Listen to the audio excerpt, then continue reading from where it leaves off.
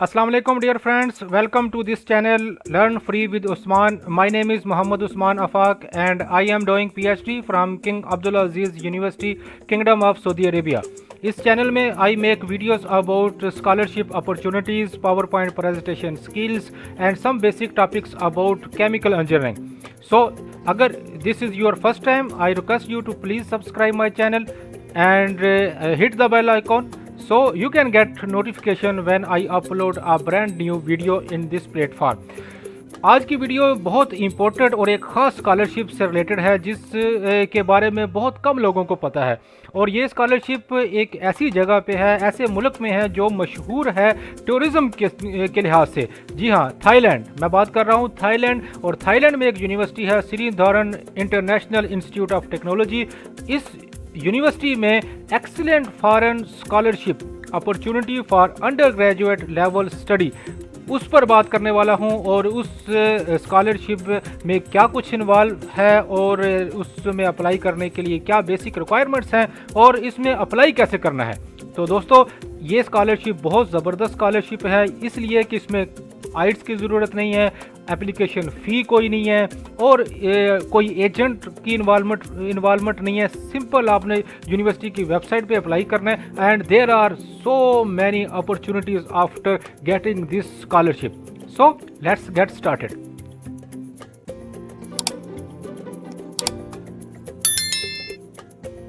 जी तो दोस्तों, जैसा कि आप लोग जानते हो कि मेरे चैनल में मौजूद जो स्कॉलरशिप के बारे में जो इन्फॉर्मेशन होती है वो मैं यूनिवर्सिटीज़ की ऑफिशियल वेबसाइट से लेता हूं और उसमें किसी किस्म की कोई एडवर्टाइजमेंट या कोई एडवर्टाइजमेंट एजेंसी से मदद नहीं ली जाती। ये यूनिवर्सिटीज़ की वेबसाइट्स में जो ऑफिशियल जो इन्फॉर्मेशन होती है वो मैं इकट्ठी करता हूँ और उसको मैं आप तक पहुँचाता हूँ। तो ये जो स्कॉलरशिप है एक्सीलेंट फॉरेन स्टूडेंट स्कॉलरशिप, इस पर बात करते हैं। तो ये जो लिंक है ये मैं आपके लिए डिस्क्रिप्शन में डाल दूंगा। तो इसकी जो डिटेल है ये सारी डिटेल आपको यहाँ पे नज़र आ रही होगी। तो जैसा कि ये लिखा हुआ है कि this is excellent foreign students, so this opportunity is not for mediocre or you can say that average student। इसके लिए मेरा एक मशवरा है कि अगर आपके मार्क्स मोर देन 80%, एटलीस्ट 80%, 85% है तो तब आप अप्लाई करो, क्योंकि ये बहुत एक कम्पिटेटिव और बहुत इसमें बहुत ज़्यादा एक कंपटीशन है। तो इसलिए इसका नाम एक्सीलेंट फॉरेन स्टूडेंट स्कॉलरशिप रखा गया है। और इसमें ये थाईलैंड की यूनिवर्सिटी है जिसका नाम SIIT है। ये बहुत उभरती हुई यूनिवर्सिटी है, इसमें बहुत ज़्यादा रिसर्च फंडिंग अवेलेबल है और इसमें जो MS और PhD के जो प्रोग्राम्स हैं वो भी अभी आस्ता आस्ता वो इंटरनेशनल लेवल को कम्पीट कर रही है और इसकी थोड़े अरसे में ये इसकी जो रैंकिंग है वो भी बहुत ज़्यादा इम्प्रूव हो जाएगी।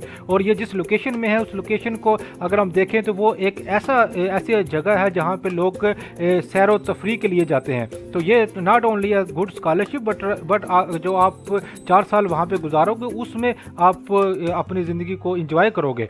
और इसमें सबसे पहले हम बात कर लेते हैं कि कौन कौन से प्रोग्राम्स में जिसमें आपने अप्लाई कर सकते हो। तो इसमें टोटल ये 9 प्रोग्राम हैं, 9 different types of programs are available. एक बैचलर ऑफ इंजीनियरिंग की डोमेन है और एक बैचलर ऑफ साइंस की।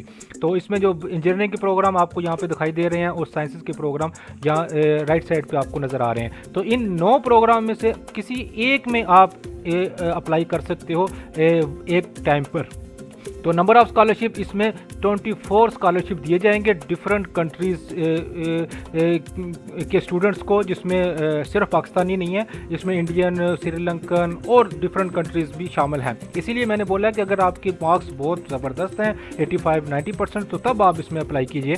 और इसमें जब आप अप्लाई करोगे तो आपको स्कॉलरशिप 100% फ़ीस ऑफ हो सकती है या 25% हो सकती है या 25% ट्यूशन फ़ीस ऑफ हो सकती है। तो लेकिन हम कोशिश करेंगे कि हमारे जो स्कॉलरशिप है जो स्टूडेंट्स को वो 100% स्कॉलरशिप मिले। स्कॉलरशिप कवरेज क्या है, जैसा कि बता दिया कि 100% ट्यूशन ऑफ है और हेल्थ और मेडिकल इंश्योरेंस है जो कि थाईलैंड की इस यूनिवर्सिटी की तरफ से है, आपको मिलेगी। और कैंडिडेट की क्वालिफिकेशन क्या है, रिक्वायरमेंट्स क्या क्या है एक इसमें अप्लाई करने के लिए।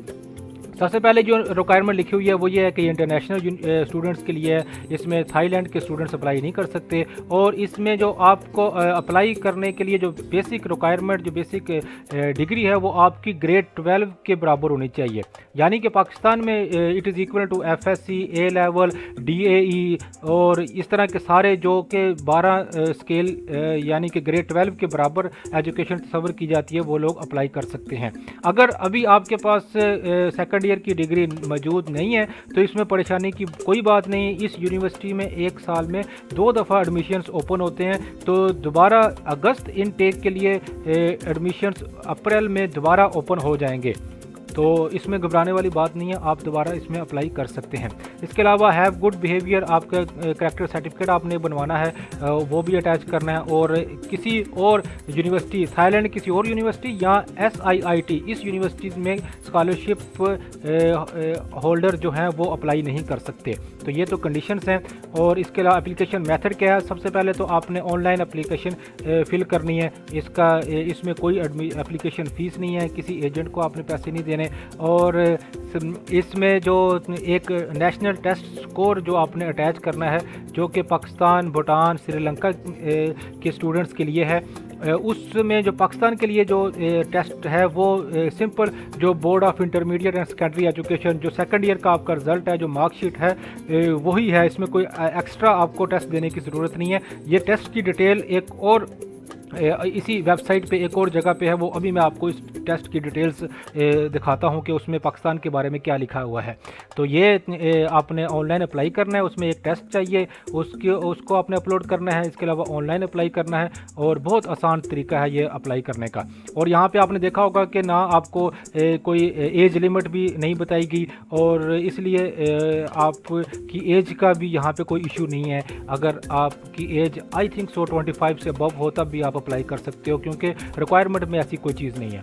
और कंडीशन कब तक आपको स्कॉलरशिप मिलता जाएगा? तब तक जब तक आपका GPA 2.7 से कम नहीं आ जाता, तो आपकी फ्री स्टडी होती रहेगी। और इसके अलावा गुड कंडक्ट, डिसिप्लिनरी कोई आपके ख़िलाफ़ कोई एक्शन ना लिया गया हो यूनिवर्सिटी में। इस यूनिवर्सिटी में SIIT में पढ़ने के दौरान अगर कोई इस किस्म की कोई इन्वॉल्वमेंट नज़र आई तो आपका स्कॉलरशिप ख़त्म किया जा सकता है। इसके साथ अगर आपको फुल टाइम जो 100% स्कॉलरशिप मिलेगा तो उसमें आपको टीचर की असिस्टेंट भी करनी पड़ेगी। आपको यूनिवर्सिटी की तरफ से अगर कोई काम दिया गया हो तो वो भी आपको करना पड़ेगा। तो इससे घबराने की कोई बात नहीं है। सिंपल कोई अगर कभी लैब वगैरह या कोई काम, कोई असाइनमेंट वगैरह चेक करने को दे दें टीचर, तो इस तरह के काम ही होंगे जो कि inside the university, inside the campus होते हैं। ओके, तो कंडीशन आफ्टर ग्रेजुएशन के बाद कोई कंडीशन यहाँ पे नहीं लिखी हुई, तो ये बहुत ज़बरदस्त अपॉर्चुनिटी है। इसका ये मतलब है कि ऐसा नहीं है कि जो ही आपने आपकी ये डिग्री कंप्लीट हुई आपने फ़ौरन पाकिस्तान आ जाना है या इंडिया आ जाना है। इसका मतलब ये है कि आप वहाँ पे जॉब भी कर सकते हो। And Thailand is the place where highest जो स्टार्टिंग पे है वो मिलती है इंजीनियर्स को और टेक्नोलॉजी वाले ग्रेजुएट्स को।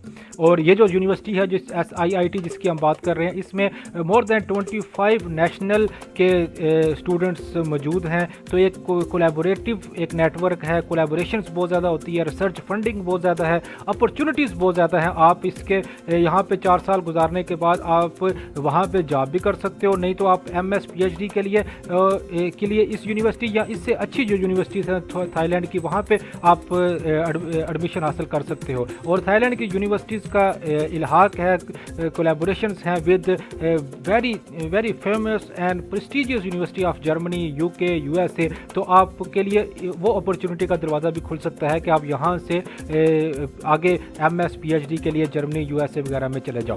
तो ये तो सारी बात होगी इस स्कॉलरशिप की। तो इसका जो पीरियड है अभी अक्टूबर 1 से 20 अक्टूबर तक आप अप्लाई कर सकते हो। उसके बाद जब एलिजिबल का इंटरव्यू होगा, जूम के थ्रू ये इंटरव्यू होगा ऑनलाइन, तो ये आपकी सारी डिटेल आपको यहाँ पर नज़र आ रही है। तो ये जो इनटेक है ये जनवरी 2022 की इंटेक है। तो इसी तरह अगस्त 2022 की इंटेक के लिए अप्रैल में दोबारा एडमिशन्स ओपन होंगे। यही वेबसाइट है, जो वेबसाइट मैं डिस्क्रिप्शन में डाल दूंगा, इसी वेबसाइट को आप दोबारा चेक कीजिएगा। तो हर साल 2 दफ़ा एडमिशन्स ओपन होते हैं, एक अप्रैल में और दूसरा अक्टूबर में, सितंबर के लास्ट वीक या अक्टूबर में, या अप्रैल और मार्च या अप्रैल में। तो यहाँ तक ये क्लियर हो गया कि आपने अप्लाई कैसे करना है और आपका टेस्ट कैसे। अब टेस्ट के बारे में मैं अभी आपको बताता हूँ। जी तो दोस्तों, जो एडमिशन रिक्वायरमेंट के अंदर जो टेस्ट की बात, जो टेस्ट के बारे में लिखा हुआ था कि आपने एक टेस्ट अपलोड लाजमी करना है, तो उस टेस्ट की डिटेल इसी वेबसाइट पर मौजूद है। वो मैंने आप लोगों के लिए निकाली है और ये आप लोग देख सकते हो। ये PDF की एक फ़ाइल है, इसमें लिखा हुआ admission criteria for submission of national test course. तो नेशनल टेस्ट कोर्स में डिफरेंट कंट्रीज़ के लिए उन्होंने यहाँ पे एक इंफॉर्मेशन लिखी हैं। पाकिस्तान के लिए ये 19वें पेज पर है। तो हम 19 पेज पर चलते हैं, देखते हैं कि पाकिस्तान के बारे में क्या टेस्ट की रिक्वायरमेंट्स हैं। तो इसमें ये आ गया। तो ये पाकिस्तान की जो डिटेल है जो टेस्ट की, वो board of intermediate and secondary education के जो टेस्ट होता है, उसमें आपके पास ये मिनिमम नंबर्स होने चाहिए। इट मीन्स कि जो board of intermediate and secondary education, जिस बोर्ड से आपने FSC की है, उस FSC में आपके मार्क्स मैथमेटिक्स में मोर देन 60% होने चाहिए, इंग्लिश में मोर देन 50% होने चाहिए, फिज़िक्स में मोर देन 60% होने चाहिए अगर आप इंजीनियरिंग प्रोग्राम में अप्लाई कर रहे हो। इसी तरह अगर आप इंजीनियरिंग के दूसरे जो टेक्नोलॉजी वाले प्रोग्राम में अप्लाई कर रहे हो, तो उसमें इसी तरह मैथ और इंग्लिश में होने चाहिए, फिज़िक्स में यहाँ पे कुछ नहीं लिखा हुआ। इस तरह अगर आप साइंसेस में मैनेजमेंट में अप्लाई कर रहे हो, तो मैथ और इंग्लिश में आपके एटलीस्ट 60 और 50 से अबव मार्क्स होने चाहिए। तो लेकिन क्योंकि ये एक्सेलेंट स्टूडेंट स्कॉलरशिप है, इसलिए ये मिनिमम क्राइटेरिया है और जो कंपटीशन है वो इसमें ज़्यादा होता है। तो इसलिए आपका कम अज़ कम एटलीस्ट इन दोनों सब्जेक्ट में 70% से ऊपर हो, तो तब आप अप्लाई करें तो ज़्यादा चांसेस हैं। तो इसमें इस टेस्ट से आपको आई थिंक ये क्लियर हो गया होगा, ये PDF फाइल से, कि ये टेस्ट की जो रिक्वायरमेंट थी ये क्या थी। तो इसमें आपने FSC की सिंपल मार्कशीट अटैच करनी है। अब अटैच कैसे करनी है और अप्लाई कैसे करना है, उसके लिए ये ऑफिशियल वेबसाइट है SIIT की, ये मैं आप लोगों के साथ शेयर कर दूंगा, डिस्क्रिप्शन में मौजूद है। तो इसके अनाउंसमेंट में ये शो हो रहा है कि ये जो scholarship excellent foreign student program under graduate, इसके ये बैनर भी इन्होंने बनाया हुआ है और सारी चीज़ें इसमें लिखी हैं। ये जो शेड्यूल फॉर EFSU है, excellent foreign scholarship under graduate, इसको आप क्लिक करोगे तो वही पेज दिखाई देगा जिसको मैंने पढ़ के आपको सारी डिटेल बताई है, जिसमें सारी की सारी इसकी डिटेल्स हैं, जिसमें एडमिशन क्राइटेरिया, रिक्वायरमेंट और ये टेस्ट वगैरह की लिखी हुई हैं। और click here for online application, online application के लिए आपने यहाँ पे क्लिक करना है। तो ये सिंपल सा एक मेथड है, इसको मैं यहाँ पे नहीं करूँगा, ये बहुत ईजी यहाँ अप्लाई करने का मेथड है। तो ये मुख्तलिफ स्कॉलरशिप हैं, जो ऑन गोइंग स्कॉलरशिप है वो यही है। तो इसी वेबसाइट से पे ग्रेजुएट के स्कॉलरशिप्स भी हैं, लेकिन अभी इनकी डेट गुजर चुकी है। तो अगर आप MS और PhD के लिए अप्लाई करना चाहते हो, तो फिर भी आप इस वेबसाइट के थ्रू इंफॉर्मेशन हासिल कर सकते हो जब एडमिशन्स ओपन होंगे। तो अप्लाई करने के लिए आपने simple click here to apply करेंगे। तो क्योंकि आप फर्स्ट टाइम अप्लाई कर रहे हो, तो आपने सबसे पहले रजिस्टर होना है। तो रजिस्टर के बाद ये एक फॉर्म सामने दिखाई देगा आपको, ये फॉर्म आपने फिल करना है। इसमें सिटीज़न ID या पासपोर्ट नंबर, तो पासपोर्ट आप सबसे पहले बना लो। अक्सर स्टूडेंट ये पूछते हैं कि मेरे पास पासपोर्ट नहीं है, तो क्या मैं अप्लाई कर सकती हूँ कि नहीं। तो मेरा मशवरा ये है कि अगर आपने बाहर स्कॉलरशिप किसी भी मुल्क में जाना है, तो पासपोर्ट तो बहुत ज़रूरी है। आप एक दफ़ा बना लोगे तो अगले 5 से 10 साल आपके लिए ये मसला हल हो जाएगा।